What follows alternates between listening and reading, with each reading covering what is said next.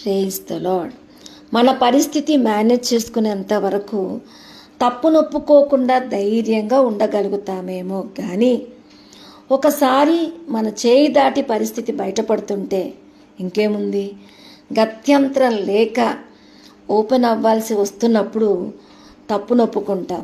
ఈ విధంగా గత్యంతరం లేని పరిస్థితులు బయటపడి ఒప్పుకునే దానికన్నా హృదయాలను పరీక్షించే దేవుని నీతికి భయపడి తప్పునొప్పుకోగలగాలి.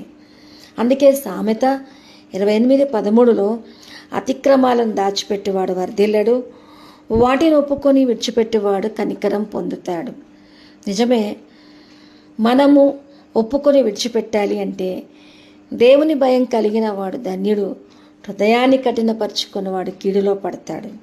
అయితే పరిస్థితి మేనేజ్ చేసుకొని పోయేంత వరకు ఒప్పుకోవాలన్న మనసు రాదు. ఎందుకంటే మేనేజ్ చేస్తున్నప్పుడు మనం ధైర్యం కలిగి ఉంటాం, కానీ బయటపడుతున్నప్పుడు మనం ఇంకా ఖచ్చితంగా ఒప్పుకోవాల్సిన పరిస్థితి వచ్చినప్పుడే ఒప్పుకుంటాం.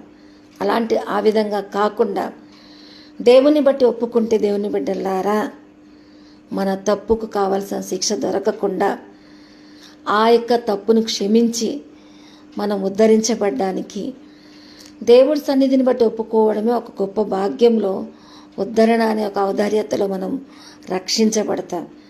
కానీ ఇంకా అలాంటి పరిస్థితిని మేనేజ్ చేసుకుంటూ చాలామంది తప్పులను కప్పిపెట్టుకోవడంలో మనము మన దోషాలను బట్టి వర్ధిల్లము అని వాక్యం మనం ఖచ్చితంగా చెప్తుంది.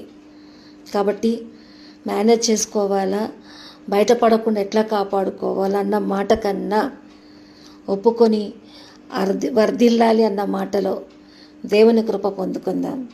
దేవుడు మిమ్మల్ని దీవించునుగాక.